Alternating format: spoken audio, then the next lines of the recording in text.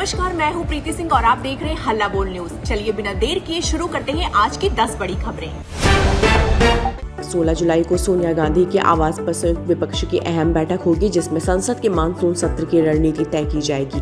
कांग्रेस का लक्ष्य सभी विपक्षी दलों को एक मंच पर लाकर केंद्र सरकार को घेरना है। बैठक में पेपर लीक, E20 इथेनॉल मिश्रण, चढ़ावा चोरी और अन्य जनहित के मुद्दों पर सरकार से जवाब मांगने की तैयारी होगी।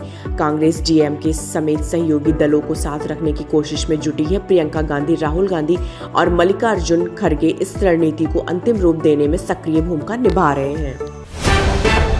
ज्ञानवापी श्री कृष्ण जन्मभूमि, शाही ईदगाह और संभल की शाही जामा मस्जिद से जुड़े मामलों में सुप्रीम कोर्ट की मध्यस्थता की पहल सफल नहीं हो सकी। हिंदू और मुस्लिम दोनों पक्षों ने अदालत को बताया कि इतने संवेदनशील विवादों का समाधान समझौते से नहीं बल्कि कानूनी फैसले से होना चाहिए। सुप्रीम कोर्ट ने समाधान समारोह के तहत मध्यस्थता का विकल्प दिया था, लेकिन दोनों पक्षों ने इसमें शामिल होने से इनकार कर दिया। अब इन मामलों का फैसला न्यायिक प्रक्रिया के तहत ही आगे बढ़ेगा।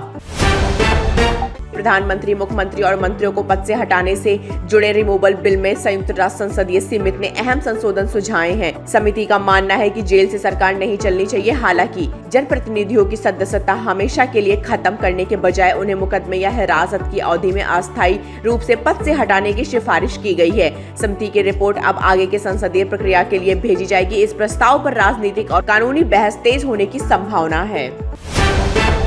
सीमावर्ती क्षेत्रों में कथित जनसंख्यिकीय बदलाव की जांच के लिए केंद्र सरकार की ओर से गठित जस्टिस प्रकाश प्रभाकर नाव लेकर समिति ने काम तेज कर दिया है।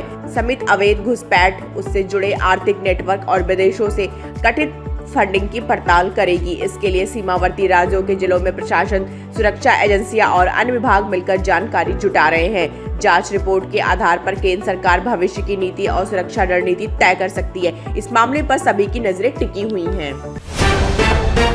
राष्ट्रवादी कांग्रेस पार्टी यानी NCP में अध्यक्ष पद को लेकर विवाद गहरा गया है। पार्टी के राष्ट्रीय सचिव सच्चिदानंद सिंह ने सुनेत्रा पवार के अध्यक्ष चुने जाने को चुनौती देते हुए कानूनी नोटिस भेजा है। उनका आरोप है कि चुनाव प्रक्रिया पार्टी संविधान के अनुरूप नहीं हुई है, इसे रद्द किया जाना चाहिए। उन्होंने स्वतंत्र चुनाव प्राधिकरण की निगरानी में नए संगठनात्मक चुनाव कराने की मांग की है। हालांकि पार्टी नेतृत्व ने सभी आरोपों को खारिज करते हुए चुनाव प्रक्रिया को पूरी तरह वैध बताया है।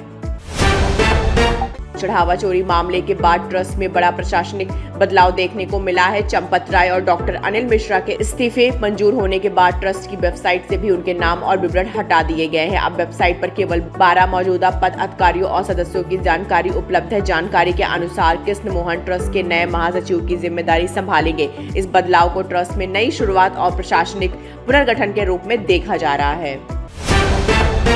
सीमा पर आतंकवाद के मुद्दे पर भारत को पोलैंड का खुला समर्थन मिला है। पोलैंड के उप विदेश मंत्री व्लादिस्लाव बार्टोशेव्स्की ने कहा कि उनका देश आतंकवाद के हर रूप में खिलाफ जीरो टॉलरेंस की नीति अपनाता है। उन्होंने स्पष्ट किया कि भारतीय क्षेत्र में होने वाले आतंकी हमले किसी भी स्थिति में स्वीकार नहीं किए जा सकते। पोलैंड के इस बयान को भारत के लिए महत्वपूर्ण कूटनीतिक समर्थन माना जा रहा है। दोनों देशों के संबंधों में यह बयान नई मजबूती का संकेत भी माना जा रहा है।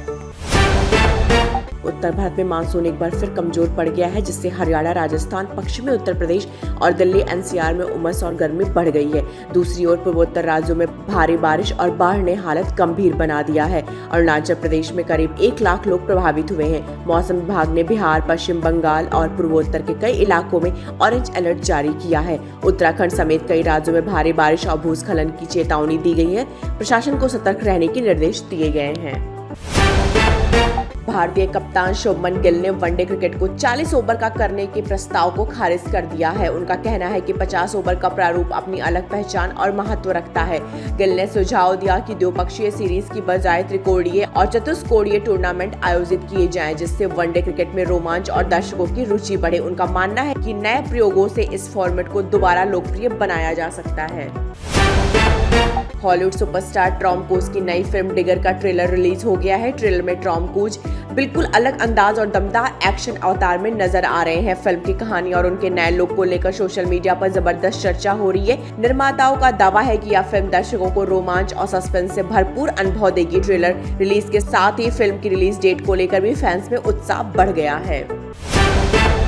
तो ये थी अब तक की 10 बड़ी खबरें। देश विदेश की ताजा तरीन खबरों से जुड़े रहने के लिए देखते रहिए हल्ला बोल न्यूज।